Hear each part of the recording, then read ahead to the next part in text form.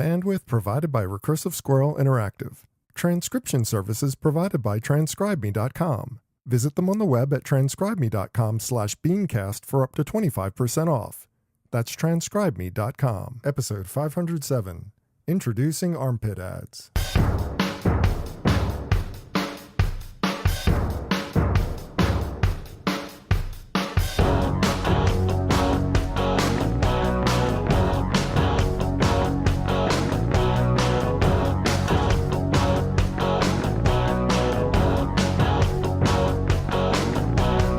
For Monday, August 6th, 2018, it's time for this week's edition of the BeanCast, a weekly discussion about the news and issues facing marketers today. I'm your host, Bob Norp.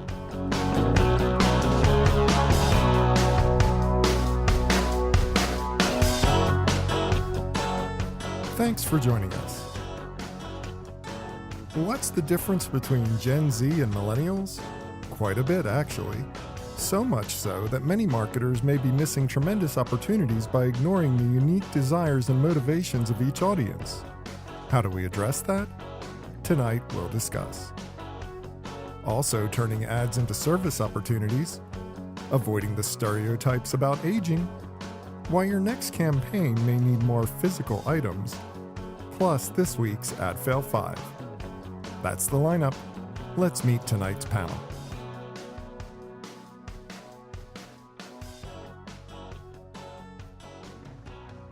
Thanks for joining us for this week's BeanCast. I'm Bob Norp, and with me on the panel for this evening, we start with the co-founder and CEO of endorser and influencer data research company Spotted, Miss Janet Comenos. Janet, I got your last name right. I'm so excited. You did. Thanks for having me, Bob. I appreciate it. Oh, glad that you could join us. Now, next up, she's the founder and president of marketing services company The Antipodean, Ms. Michelle Excell. Michelle, welcome back. Hey, Bob, it's good to be back.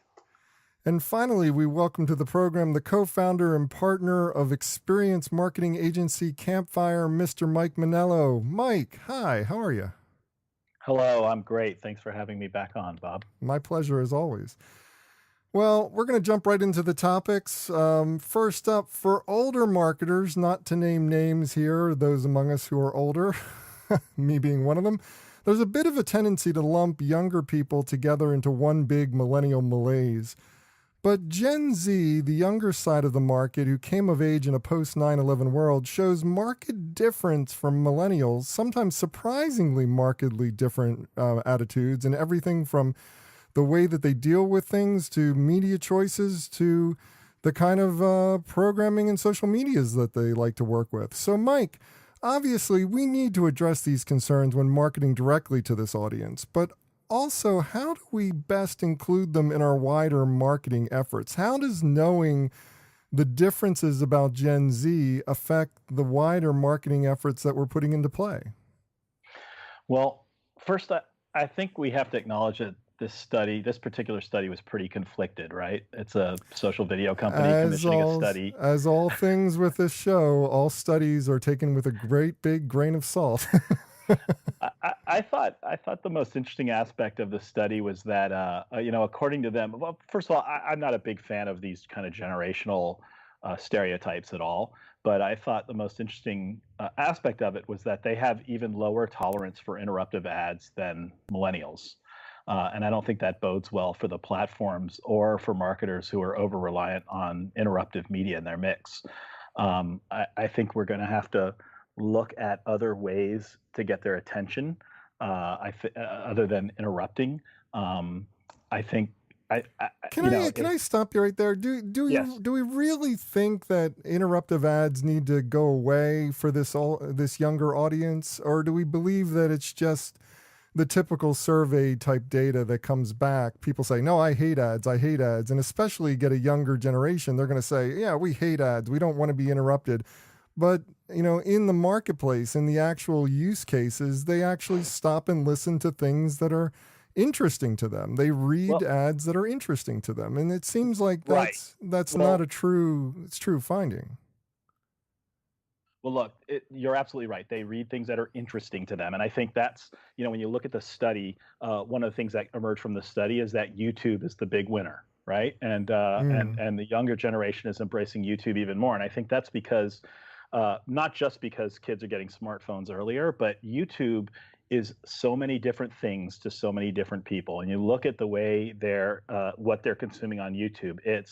It's a music discovery engine. They watch vlogs and videos from their favorite celebrities. They share memes. They go to YouTube first whenever they want to figure out how to do something. They look for tutorials. And the depth and breadth of content there lets them really go deep in their niche interests. And I think, I have a 13-year-old and a 15-year-old, and they both spend a lot of time on YouTube, but there's almost zero crossover in what they watch there, which is completely different than Netflix or television or almost any other channel where there's a lot of crossover. And so demographics are too reductive to understand YouTube. And I think that anybody putting content out there and thinking that they're going to attract Gen Z with some kind of magical content that's going to grab all of them they're going to fail. You have to follow interest communities in a place like YouTube because it is so many different things to different people. And I think that's not a coincidence. That's how Netflix organizes its users to market their shows as well. So we have to step away from these generational divides and really focus on the interests that people are exposing to us as marketers when they're consuming content on YouTube. I want to get Janet in on this conversation because this is right up your alley. I mean, dealing with the influencer and the endorser crowd and dealing with celebrities on their different social media channels. So what exactly do you think is going on here? Do you think that YouTube is a panacea for reaching this younger audience, or is it like that Mike said, we have this situation where you need to be more focused on an interest group? And how much does generational divide play a role in how we reach out to different audiences on that platform?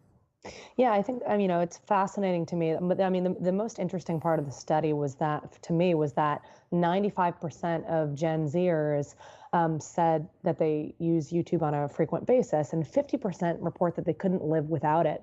And even more males than females said that they couldn't live without the platform. But YouTube has been obviously very popular for a long period of time.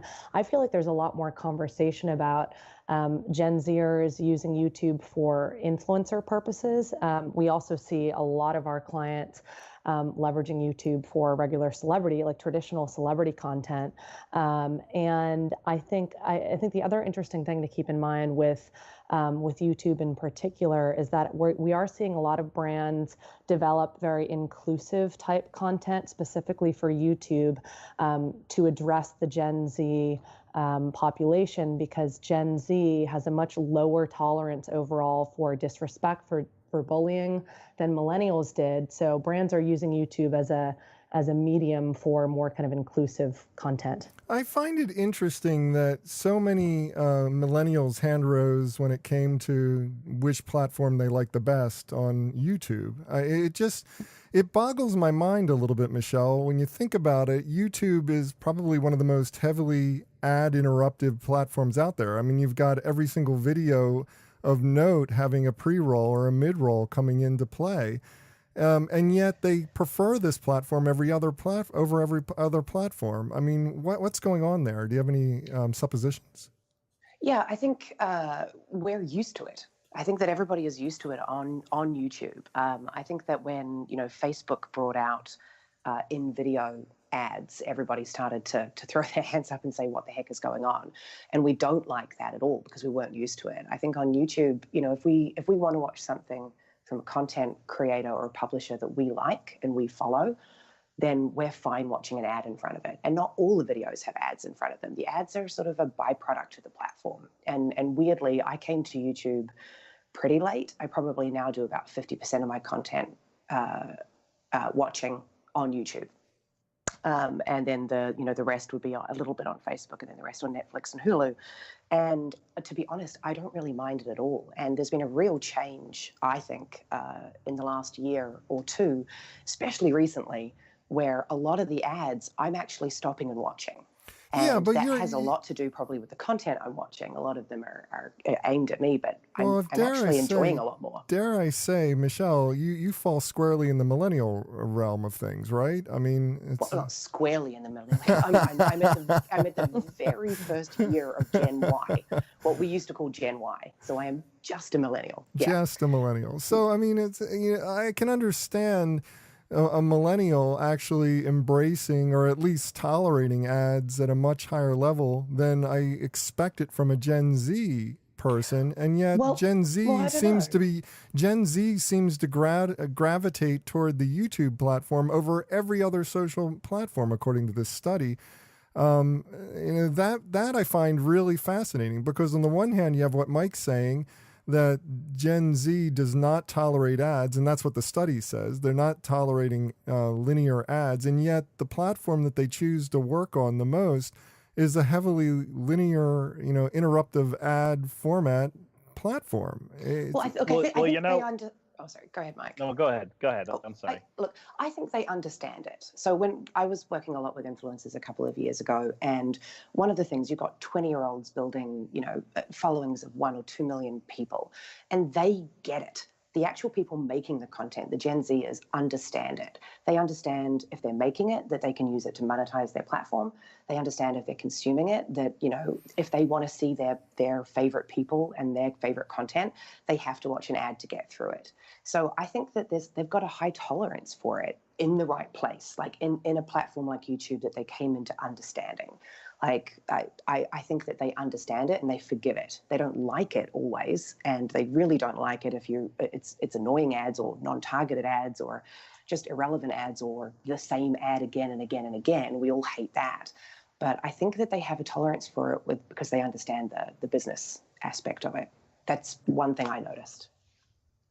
I think I'd love to see a study that just observed Gen Z behavior watching YouTube, because I don't have any data, and I have a focus group of 2 kids, but both of them, whether they're watching on mobile or on a tablet, they have something else in their hands going on. And while they're surfing around, flipping through videos, as soon as an ad comes in, they usually pick up that other thing and start fidgeting around with it, ignoring the ad until, if it's one they can't skip. So I'm not sure how many of them are sitting there and actually consuming the ad versus they're multitasking through everything and they just flip over to another tab. But I would counter that that's the way it's always been. I mean, when we watch television, you know this, Mike, in the bad old days before the internet, you watch a television program, and as soon as the commercial came on, that's when you went to the bathroom or went to the kitchen to go grab a sandwich. I mean, it's not any different. It's just that the behavior is the same. The activities have changed. Yeah, I think the targeting is just so accurate though on YouTube that Gen Zers are more willing to engage with the platform because the ads that are being served to them are relevant. So I think that's the big difference with YouTube. Yeah, like I've noticed it. I have noticed in the last year that I'm sitting through and watching more ads. I mean, I also love ads. So my long running statement about any millennial is that everybody's one minivan away from being like everybody else who came before them. So I mean, people get older, their behaviors change, and as the millennial audience ages and gets to that point where they're in their mid 30s to late 30s, they're going to start slowing down and paying attention to advertisements. I mean, that's always been the case. It doesn't seem like the behavior is all that different from previous generations. It's just that the activities have changed, and we're so focused on the activities themselves without really focusing on the fact that behaviorally, we're not all that different generation to generation. I think one of the most interesting questions, though, that I have, and I'm going to go to Janet on this one. I mean, we built a lot of these millennial targeting and Gen Z targeting on let's say the millennial targeting alone has been built on the premise of digital first and social consciousness and basically doing brand advertising that's socially good for the community. and really focusing on the desire to make the world a better place. Is that still true with Gen Z? Is that something that we can still leverage, or is the audience different enough so that we need to leverage different hooks?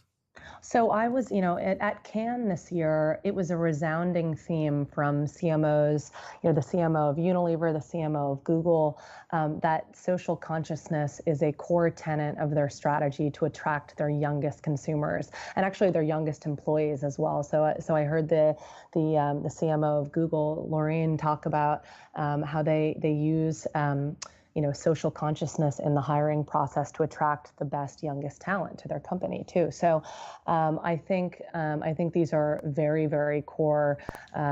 Social consciousness is very core to every major brand who's trying to attract the attention of Gen Z. But just because it's core doesn't make it the right choice for this upcoming generation, and that's what the heart of my question. I mean, yeah, so P&G or Unilever or whoever is out there using social consciousness as a means of attracting new employees and attracting people to their brand. It doesn't mean that it's going to be as effective over the next decade as this younger generation moves in to spending more money with further products. And I think, I think all of these brands are doing a ton of market research right now on the value that social consciousness brings to the youngest consumers out there, Gen Z right now.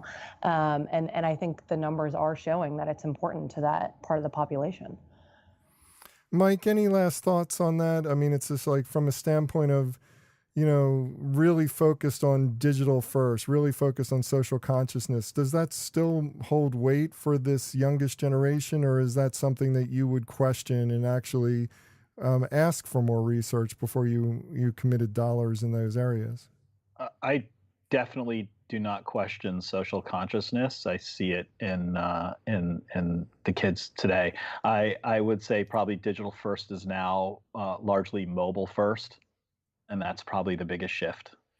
Yeah, I agreed. I mean, it's just like when I was writing the notes, I kept thinking maybe I should put mobile first. But, let's face it, we're splitting hairs here. I mean, it's just like digital first is more about digitally connecting the consumer to your brand via lots of platforms. And I think that's where we need to be focused on, right? I mean, it's just like we can't be focused entirely on mobile because everybody's migrating from platform to platform, just like you explained how your kids are doing it, right? Yes, I think you're right. It's just that I think the surfing behaviors are very different on mobile. And I think the study that we're talking about shows that people on mobile open up apps before they open up the browser.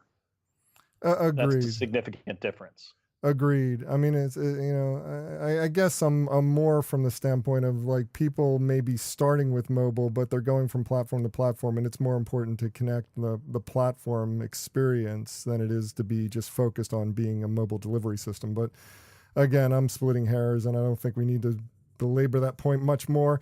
Let's move on. Facebook this week announced both playable and chattable ad units available on their platform. And while neither is necessarily a new ad format, in fact, both have been around for a while, the news does highlight that in the stagnant world of digital display ads, creating immediate interactions during the impression is a growing best practice. So, Michelle, how does this news impact the typical brand strategy for digital advertising, mobile advertising, what have you? I spent a lot of time thinking about this. Look, I don't think that interactions in ad is anything new, as you've said. Like we've been doing this for well over a decade. We've been doing this with rich media before the social media days. We've been doing it with video units like Yala, those sort of ones that allowed for really interactive video back in the day again. In-app ads, Facebook apps even. These were all really highly interactive, engaging ad units that encouraged people to interact before they presumably clicked through or went somewhere else. I think that Facebook, and we've seen it on Instagram as well, certainly on Snapchat, I think that we're seeing a lot more interaction being built into ads within social platforms. And I definitely think that this is an aggressively growing area. I have a lot of sort of opinions about this. I think that highly interactive ads are great for some things. So, I think that they're great for e-commerce, like carousel units and things. Like, I'm able to actually browse around a bit, see different products and things before I click. I love AR Studio on Facebook, and of course, Instagram and Snapchat have their own versions, but I'm really loving AR Studio. I spend a lot of my day making AR things, or trying to sell them, so I'm a bit biased in that respect. But I love these engaging types of ads for certain products or certain services.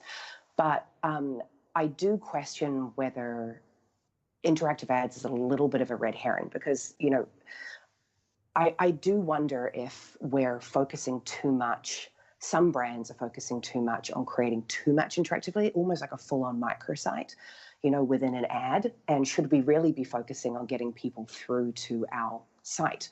These interactive ads are great for transactional sorts of things, but are they really good for brand building? And I think it just comes down to the campaign. Here's something to consider, though, and this is what has kind of attracted me to this story, is that we have been focused on trying to get them to our site. And getting people to the site is only half the battle. Getting them to purchase or getting them to interact with us or actually have a conversation with a sales rep or a bot or something is a much further up the funnel activity than just getting them to the site. And I kind of like the idea of turning my advertisement into something that generates a real interaction with something that's actively selling on my behalf, as opposed to going to the website where I'm once again cast adrift, usually not even on the product that I'm initially clicking on to find. But it depends on what it is that you're using the ad for. So, like I said, for e-commerce, for finding out about a new product or service, for these sorts of things, I think that these heavily interactive ads are fantastic.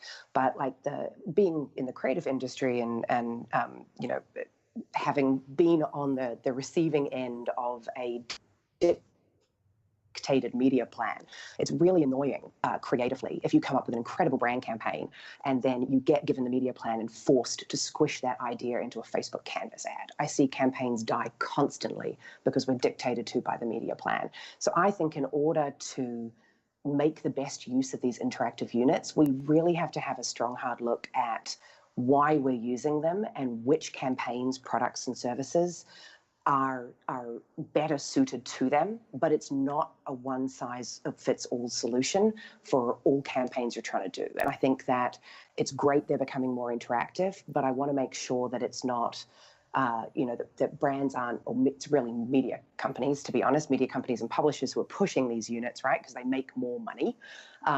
Then I want to make sure that we're not getting caught up as creative agencies and as brands in just going to bright, shiny new object when it may not be the best unit for the campaign that we're trying to, what you're basically saying is that if you're doing an advertisement, you need to have a clear objective and a clear reason for why you're doing that advertisement or why you're using that functionality. And I would totally agree with you on that point. I think that too many people go for the nice, bright, shiny new object and try to put it in play without really understanding what the objectives are that are driving those decisions.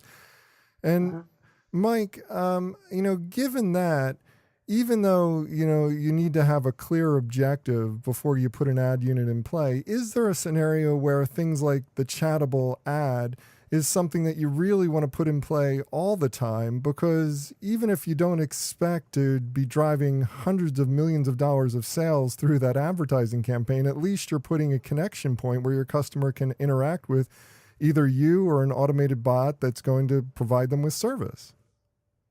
Well, I absolutely agree with Michelle that you really have to understand these units and what they're good for. I do think they represent a change. And I do think the danger is that in particular creative agencies will just simply try to jam a campaign idea into a format that doesn't work. And they'll do it just because the ads are delivering based on novelty. And once that novelty wears off, the effectiveness will wear off too, unless we've actually figured out how to do it right.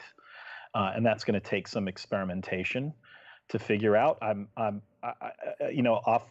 Right off the top, e-commerce makes a lot of sense, but I do think there's an opportunity for real meaningful interaction here. And I think it's something that digital advertising has been missing ever since the move to social platforms, which has kind of relegated everything digital to display for the most part, or video. I think when we interact with our phone, we expect it to react to our input, and now our ads can do that once again, which is something that we had prior. So we do have to develop better best practices for how we make these ads and what we do with them.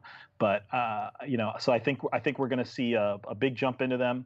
I think that the shiny new object syndrome will take place, and then the effectiveness will start to die down. And I think the smart brands are going to figure out exactly what they're good for.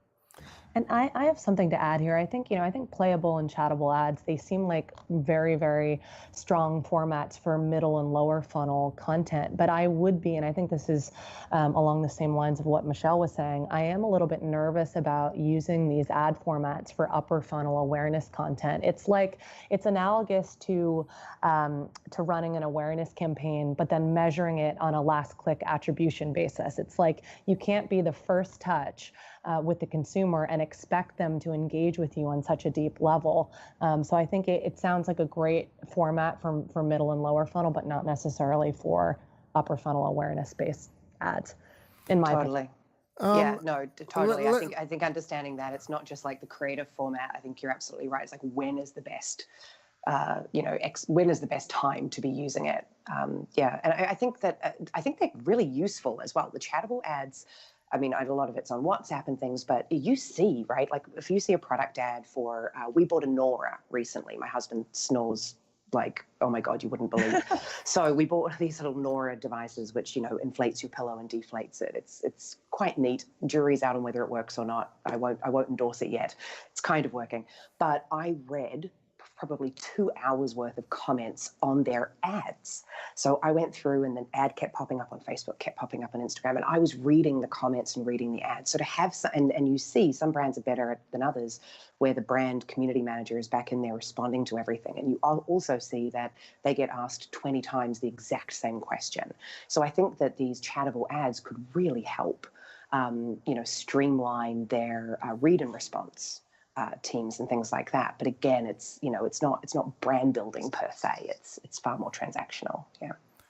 Which of the many ad evolutions that you see, Michelle, the ones that are out there in the marketplace, which are holding the most long-term promise for you? Is there anything that kind of rises to the top and says, yes, this is where interactivity and ads really needs to focus on and move forward?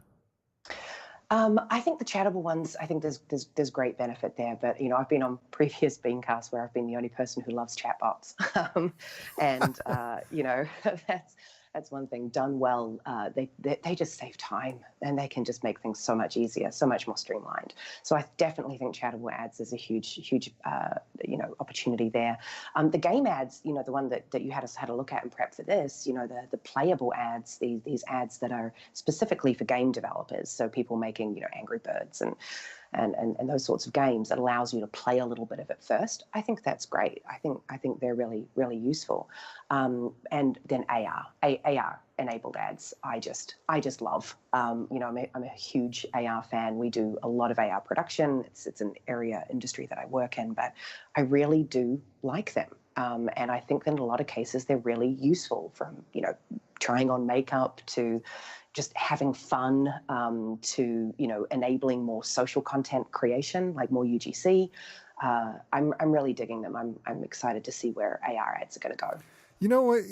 I kind of figured that you would go there, mainly because you're so forward thinking and you're always dealing with the latest technology. But I mean, frankly, Mike, you've probably seen them because everybody wants to pitch them to you. But Janet, have you ever seen an AR banner ad? I mean, I feel like I'm the I've not. I've not. I feel like the black sheep here. It's just like I've never seen one in the wild. I've never even seen one in a test case, and I don't even know how to feel about them. I mean, Mike, what's your thoughts? I mean, have you seen them? Have you played with them? Are they worth the time? Well, I think think we're still figuring out what AR is going to be best at. I mean, look, I work largely in the entertainment business, and so I've seen an awful lot of them. Pretty much every movie poster these days now is AR enabled. You walk into a store and you see a stand up for a movie or for a home video release, which wonder how long those are going to be around still. But when you see them, they're AR enabled, and certainly the group that I work with at Campfire is doing a lot of AR as well. But honestly, very little of it actually excites me in execution. I feel like AR is further along than VR, but both feel like technologies where the promise and the possibility is much more exciting than the reality today. I would say it all comes down to context. So I think that just doing AR ads for the sake of doing them is, not particularly helpful. But thankfully, I work with some amazing AR production companies. And so, a lot of what we do is very considered. And I think I've seen and been part of building some amazing executions. And I just think that there's a lot of potential for future. I think that AR can actually bring utility into ads as well, which I think is something that, we haven't done a lot of exploration with yet. I think a lot of brands have done, gimmick and cool things. Well, I think a lot of brands have had success because they have a strong brand or celebrity endorsement. Most of the really cool uses of augmented reality that I've seen have been in real world settings where you have like Mike was saying, a poster out in the wild. You click on the QR code or whatever you activated and you get the experience, or you have an app that's, has an AR portion to the experience so you can try on clothes. But, when it comes to the banner ad AR usages, I just feel like that's just an incredible interruption for my flow. I'm already upset about being advertised on a mobile device. Now you're going to add AR layering into it, and it seems almost ludicrous for me. I mean, I'm not really sure whether or not that makes sense. I think we've got to intercept you with a relevant AR ad and then see how you feel. Yeah, I think you need to experience one in the wild. I think this is an example of how context and I think again possibility makes more sense, right? If I'm sitting at home and I'm searching for a new couch on my mobile device, which I was actually just doing before I hopped onto this podcast recording. Bragger. And an ad pops up from IKEA or something that lets me actually turn around and see that couch in my living room. I might actually really enjoy that, and it might actually push me to go into the store or to order it online. So context is going to matter, the targeting is going to matter, and the execution is going to matter. And I think we're pushing towards it, and I can see the possibility. I just haven't seen it all come together yet. Yeah, I think that's it. I think my one time searching for it, I think during Amazon, right before the Amazon Prime Day, they were doing that big thing, the big push to use the VR lens that they have built into their app. And I tried it out and was trying to get a specific couch into my apartment, and I couldn't find the couch when I went through, so I gave up without ever doing an AR experience. So I mean, it seems like it's like you say, Mike, the desire for it to be cool is greater than the actual experience of actually seeing it in action. So I think that has a while to go before it gets to being something that'll impress me, but that's beside the point. But I'm going to send you some links. I am definitely going to send you some links after this. Yeah. Cool. Well, moving on. If there's one thing I've learned about the ad business, it's that we love our stereotypes. But the stereotypes about aging are putting us at odds with one of the most lucrative and growing populations out there right now. So, Janet, what's your perspective on the way brands present older people in their ads, and how can we do better? Your thoughts? Yeah, definitely. So there have been a lot of articles published in the last couple of years in Adweek and Ad Age about the fact that ad agencies in particular are not employing older people like they used to, mostly because it's of a cost issue. So, folks in their 40s, 50s, and 60s are a lot more expensive to hire than advertising folks in their 20s and 30s. And so I think that's the root of the issue here, is that the people actually creating the ads in the first place, both at the brand and at the agency, are not older. And so they're not casting older folks in these ads, and that's why I think that's the big reason why this older generation is just underrepresented.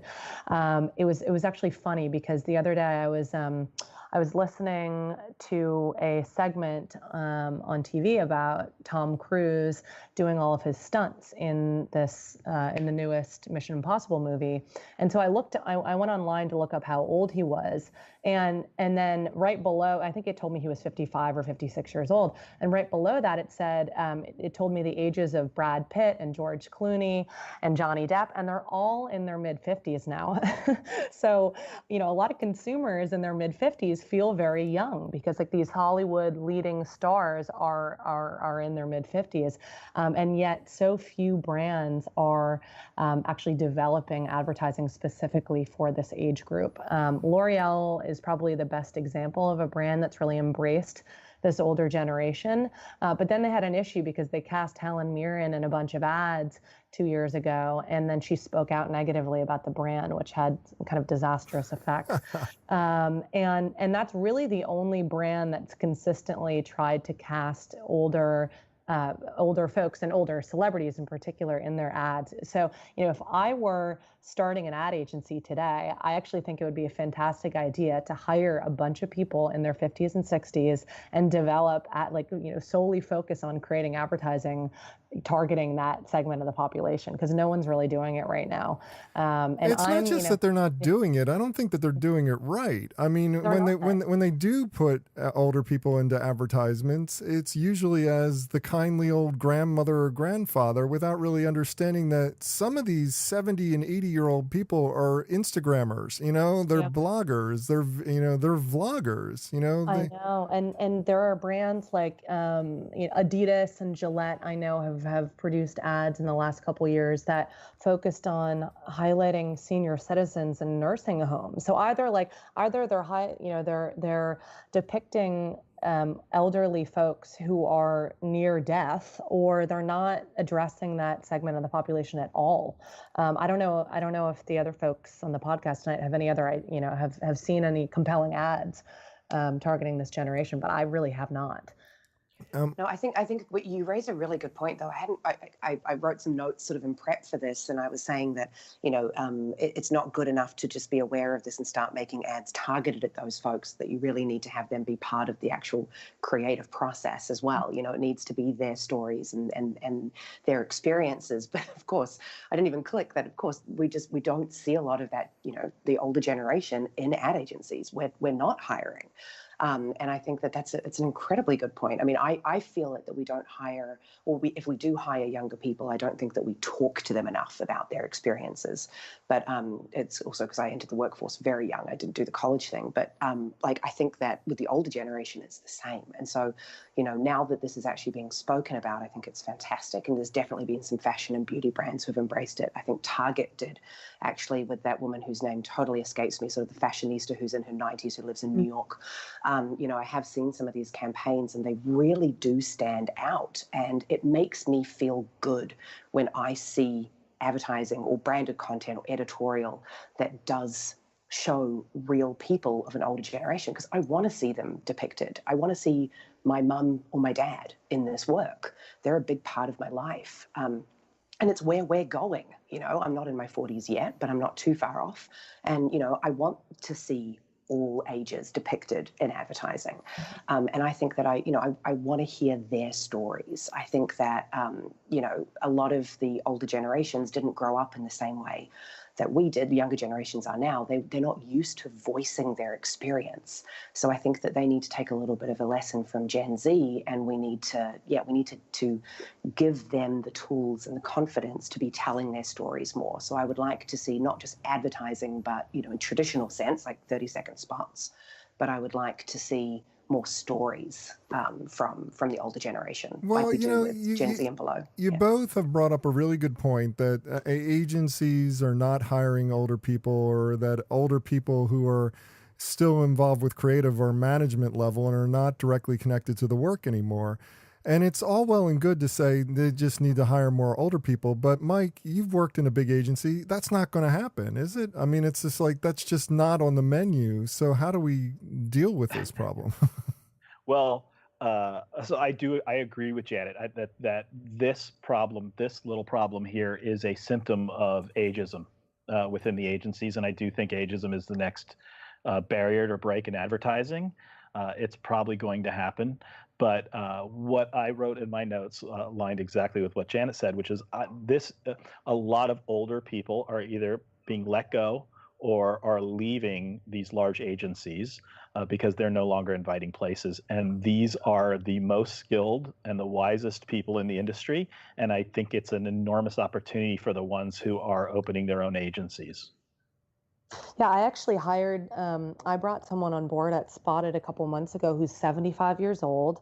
He's probably our most valuable employee because he's been working in the advertising space for 40 something years, and he knows, he knows when something is very special. He knows when people he knows when another competitor or another solution comes across his table. He knows that, when it's not a good solution, he can, pick that out faster than anybody else at our company.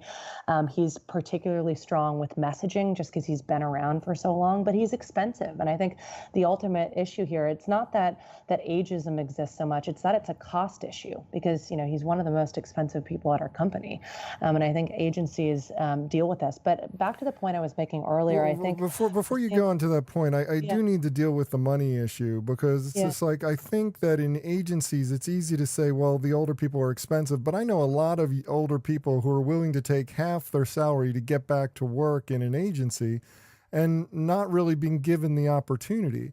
And I see younger people who are coming into jobs at half the salary. It's almost like, I won't quote who it is, but someone was talking about, he was hiring strategists and he said, Bob, you would not believe, it's scary how much cheaper it is for me to hire someone full-time than to bring in a freelancer now because I'm getting people at half the salary I used to have to pay. And it seems like the bar has been lowered so much that people can't make the living wage that they need to survive, more so than, that the person is too expensive. Yeah. And I'm not saying that that's your case or anything. I'm saying this is purely an agency world problem. I would also add that what I saw happen from the inside is you get a lot of young, inexperienced people thrown together to tackle a problem without the experience, and they run around in circles. They make the agency ultimately look bad in front of the client. I think it's one of the reasons why the value of agencies has diminished in front of clients' eyes, because they do look around and wonder where the adult in the room is. But what I've seen is young people also run in circles and waste an enormous amount of time and energy and continually fail to really impress a client with work when there are no older people in the mix. So I think I understand that older people can be more expensive, but at some point the balance shifts, and too many young inexperienced people are going to really mess things up. In particular, when you get into brands throwing money into say things like physical activations and events. You put a lot of inexperienced people on an event, and you're going to start to run some serious risks. But also, inexperienced people make a simple mistake that could have tens of thousands of dollars in repercussions to the agency as a result. And I've seen it. So it's a balance that has to be struck. And yeah, Janet, I think you're totally right about that because, and there's this misperception that only younger people know anything about the world of digital. And generally speaking, like younger people are more savvy when it comes to digital and social platforms. But you have to balance that cutting edge, innovative, younger employee with the more kind of consultative approach that an older person can bring to the table. Yeah, but also agencies don't like hiring managers. They don't like hiring people who aren't also makers. And I think that that's a shift that needs to happen, because it's not just that there's a bunch of young people running around not knowing what they're doing. There's a younger person in advertising. I was always a manager, not really a maker. I think that we need to, whether it's older people or whether it's whatever age group it is, I think that we need to realize that we need managers at each level. Like we need somebody there whose job is to oversee the process and the work and to interrogate and to rehearse and to play devil's advocate. And I think that we need to keep people around who are experienced, but stop expecting them to also be making their comps and doing their boards, or, it's that age-old problem that, creative directors aren't allowed to actually be creative directors. We need those people who manage. And I think that that's what we've gotten away from. And I think you're both right that in a large part it's because we're just hiring cheaper.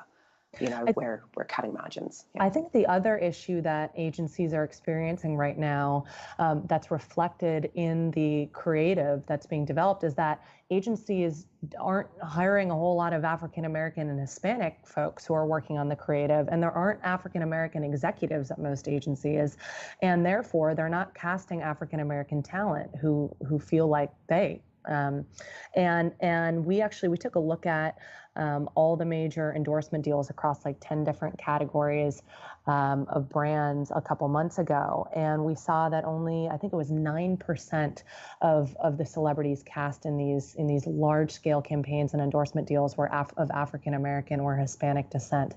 And overall, our data shows that about 22% of the most popular relevant celebrities globally right now, if we look at like the top 250, they're 22% are African American and Hispanic. And so it's the same issue. It's that agencies aren't employing folks that look like the people who they end up casting in their ads. Yeah. I think that there are some things I think we can do before we start to address that balance. Not that we should do before, but in the meantime, while we're trying to catch up and address that balance, is at least in our research, at least in our qual research, is actually trying to find those people and trying to find those stories. And when we're looking for real customers to tell stories, or when we're looking for real employees, which is both things that we're doing a lot now in marketing, telling real stories, is that we're seeking out those people with diverse stories as well, because we could be learning a lot along the way. And I think that it's going to take a while for agencies, I think, to address this balance, if indeed they ever make a meaningful step toward it. You're expecting a lot from an agency world, but I'm not gonna comment on that. I'm not expecting a lot from an agency world. Well, Sorry, out there. Yeah. Well, I gotta move on to the final topic of the night. A very self-serving piece I read this week. Seems like the news was filled with self-serving pieces, but hey, it's August, and that's what August brings us in the news.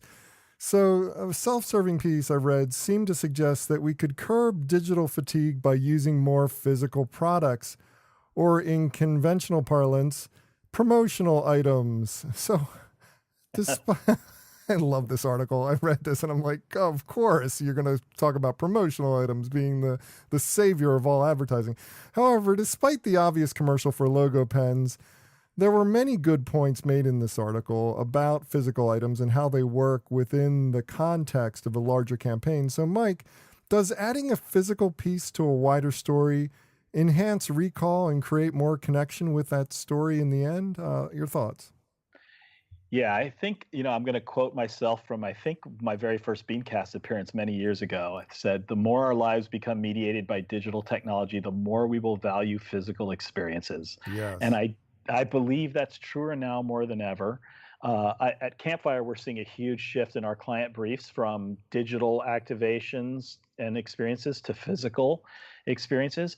But I would definitely make the case that promotional products are not a complete answer. I think that branded tchotchkes that are just given away to people are going to be seen as useless garbage. I mean, I can't tell you how many battery chargers I have been given branded battery chargers, and I use them all the time. And if you put a gun to my head, I would not be able to tell you what brand is on my battery charger. But having said that, I remember when I was working with Campfire way back years ago, we had those little wooden boxes that had little wooden USB keys in them, and they were completely charming and memorable, and they enhanced the experience. So you took a very basic tchotchke and you turned it into something that was so much more and so much more memorable and a conversation starter. Yes, and that's what I was going to say. It's like a meaningful physical experience will imprint on memory. And in those cases, right, a promotional product, something that you leave behind, which is those were left after a meeting, a meeting that was designed basically to, end with us handing them that. But when you receive a promotional product that's part of an overall experience, I think that product could take on that meaning.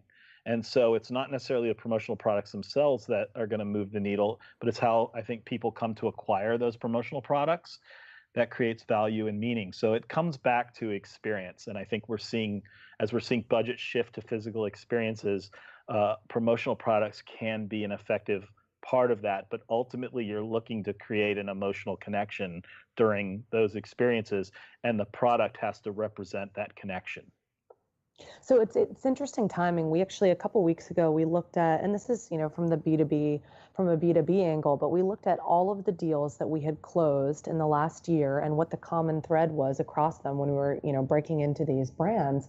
And we saw that account-based marketing materials was the one common thread across every one deal, because it creates this kind of more intimate connection with the buyer.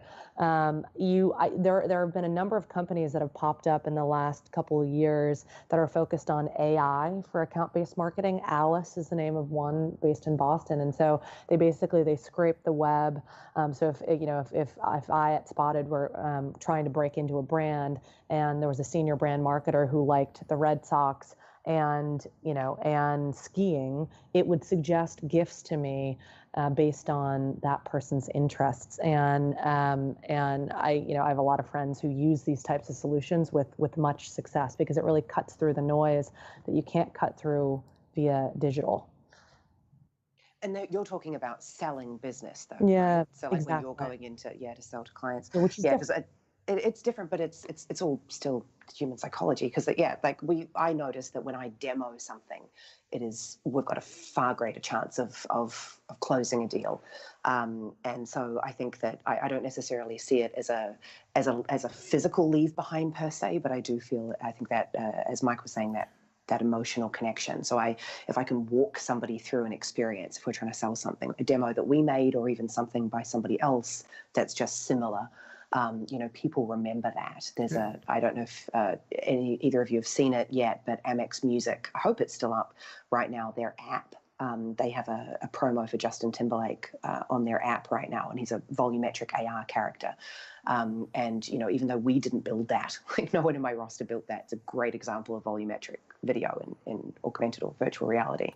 And people still come back to me months later when they're calling me to get me to scope things, do feasibility, and they're like, "Oh, it was because you showed us that thing that just really stuck with me." Well, I think we're all on the same page. We're all saying that it's about a cadence of communication. It's about creating a song instead of just a drum beat. Of constantly being barraged by ads, and I think that's the problem with the digital space and the overwhelming noise that's coming at us from the digital space has made it more important than ever to create some kind of cadence by interruptive means, or by service means, or by experience means outside the context of the same platform that we're always hitting people on. So Facebook ads may be really, really effective, but you need to pay attention to the physical world as well in terms of getting together the right mix that's going to generate the right kind of response. So, well, it's good conversation, but it's time for the Ad Fail 5. Before we get to that segment of the show, though, I do want to take this quick opportunity to thank my guests again and allow them to each do a shameless plug, starting with Janet Comenos. You can find her at spotted.us. That is the home of Spotted, this great, great company that I'm going to allow her to tell you about. So what would you like to promote, Janet? Thank you, Bob. So Spotted helps brands make smarter, safer celebrity decisions. So rather than investing in a large-scale celebrity partnership because you feel like the celebrity is the right choice for your brand or for your client, use Spotted. We track more than 100 data points on global talent to help you invest in the absolute best talent for your brand. And it's really an interesting service, so you definitely should check it out. And Janet is wonderful, so you'll enjoy talking with her. Thank you, Bob. Next up, we have Michelle Excell. You can find her at theantipodean.us. This is the day for U.S. addresses. I have a U.S. address too somewhere, BeanCast.us, but that's beside the point. Michelle, what would you like to promote? I think there's been a real shift in what I've been doing over the last 6 months. I represent production companies who do amazing things. So when you need something made, come to me. But what I do more often than not now is I'm actually educating a lot more agencies and direct brands about the value of these different immersive technologies. So I am always available at any point to give points of view on what is happening in the AR market or VR or experiential marketing. And I give my time liberally and for free, as much as is needed, because I want to educate and inspire, because that leads to work in the end. So hit me up. I work across all agencies and all verticals and all techs, so kind of a one-stop shop. I've met Michelle in person several times over the past year and a half, and let me tell you, every single time she's exploded my brain with lots of cool new ideas, so you definitely want to talk to her. Thanks. And last but not least, Mike Monello. You can find him at campfirenyc.com. Is that still the address, or have you changed it? That is still the address. Hello, campfire.com works too, but Campfire NYC, we are still New York City based. I want to promote Campfire. I mean, we just came back from San Diego Comic-Con, where we did a huge activation for USA Networks for their upcoming miniseries based on The Purge. And I think it's the second year in a row we've gone with a really big activation and have done extraordinarily well there.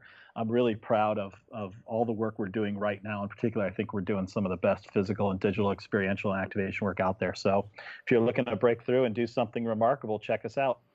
3 amazing geniuses working on your campaign. I can't think of a better way to work. You guys are amazing what you're doing over there. So definitely check out Campfire. And as for me, for more information about me or the show, visit thebeancast.com. There you can find a complete show archive. You can find out how to consult with me. You can even find out how to advertise on the program. So check it all out at thebeancast.com. And don't forget that if you want to get a transcription, you now can get it because of transcribeme.com. Transcribeme.com/BeanCast is where you go to get your transcription services. They are doing a special deal for BeanCast listeners, so definitely use this URL code here. But they are giving us free transcription services on this site. So if you want to get what has been said, just wait a week and you can find it all searchable right on my website. So check it out. And now it's time for the Ad Fail 5, a rundown of the lowest moments in advertising, marketing, and public relations from the last week. And first up, Facebook's new disclosure rules regarding political ads are now having legal challenges from civil rights groups who claim, Mike, that the service is blocking far too much now. It's like Facebook can't do anything right here. You know, they're trying to block these politically oriented ads that used to not be disclosed, and now suddenly they're allowing ads that were not being disclosed. And now that they're blocking them, they're facing all kinds of legal challenges. There's no way out of this malaise, is there, for them? No, I think I speak for everyone. I just say, ugh, Facebook. Now, next up, a judge has ruled that the identities of Diet Madison Avenue, the anonymous group exposing sexual harassment in the ad world, Michelle, must be revealed and face one of their targets in court. This is going to be ugly. There's no way to put this in any other terms. This is going to be really, really ugly, isn't it? It is, and it's just a minefield of to talk about these things. It makes us all look bad. It makes us all look bad the way this is going down. I mean, it's just like our industry looks bad because of the harassment. The way that these people were outing people was very questionable, the way it's going down. But now to have it all come out in court cases over something that really should never have gone to court in the first place, it's just ugly. I don't really want to be part of it. Well, next up, the Middleton family was caught leveraging the royal connections again, this time featuring a Meghan Markle lookalike named Megan. I love this thing. They put a banner up, customized party banner with Meghan Markle lookalike on it and the name Megan to promote a product on their party website. So, Janet, I mean, I'm looking at this and I'm going, this is not the first time that the Middletons have been caught in an obviously promotional use of their royal ties. Yeah, although, they are family, brands do get in trouble for doing this on a regular basis. They're infringing on what's called the rights of publicity. So using the name and likeness of a public persona for commercial gain. But given the familial connection here, I don't think it's a very big deal. And I think they should. Now, next up, Burberry hired designer Peter Saville, I'm not really sure which way you pronounce it, to redesign their logo. So after 4 weeks of intense work, Mike, they ended up with an all-cap sans serif type treatment. I'm looking at this logo. Did you get a chance to take a look at this logo that I posted on the Flipboard? I did. This is hysterical. Well, I'll bet they spent 4 months internally developing the brief, though. I'm sure they did. Yeah, I want to know why 4 weeks and not 4 months? Like, I think that's a bigger news story than the logo itself. And of course, the Wakino ad company, which is waki apparently in Japanese means armpit. The Wakino ad company in Japan thinks that armpits exposed on subways are the next great ad media, Janet. So I think the pictures speak for themselves of people with their arms raised above their head because they're holding on to subway train rails, and they've got this ad slapped across their armpit. So the good thing is that their first client is actually an underarm hair removal service that they're going to be promoting. But, I think it's probably going to be a novel thing for about a month, and then people will get used to it and it won't be very interesting anymore. I gave this way too much thought. I'm thinking it's like, even if you had other products that had nothing to do with armpits, you'd want to make sure that those ads that you're replacing actually smelled good or did some kind of deodorizing of the surface. Otherwise, your ad is going to always be associated with armpit smell, which is really not very attractive, in my opinion. But well, look, most advertising is just talking out of its ass, so this is a vast improvement as far as I'm concerned. God. Well, have something to add to this list or just want to discuss it? Comment online. Use the hashtag AdFail5. That's pound, AdFail, and the number 5. Well, that does it for this week's show. If you'd like to subscribe to this podcast, visit our website at thebeancast.com and click on the subscribe link. If you're an iTunes listener, we've also provided a direct link to the iTunes Music Store, or just search for the BeanCast in the podcast directory of iTunes. And whichever podcast directory you use, when you subscribe, please leave us a review. Got a comment? Have a question? We'd love to hear from you. Just send your emails to beancast@gmail.com. Opening theme was performed by Joe Seibel. Closing theme by C. Jax. Thanks for listening. I'm Bob Norp. We'll be back again next week. Hope you'll join us then.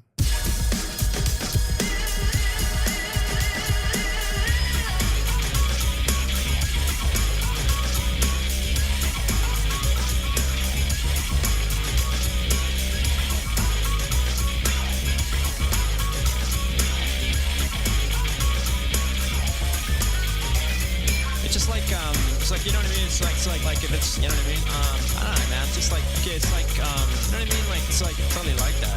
It's like, I don't know, like if it's, it's like, you know what I mean? Yeah, it's just like kind of, it just seems like it's just like almost exactly.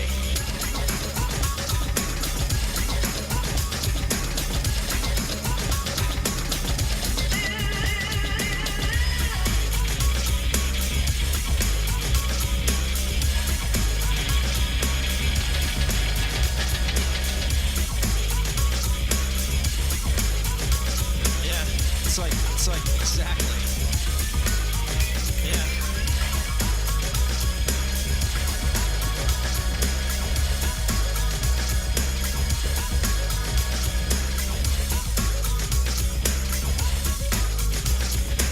You know what I mean? Exactly.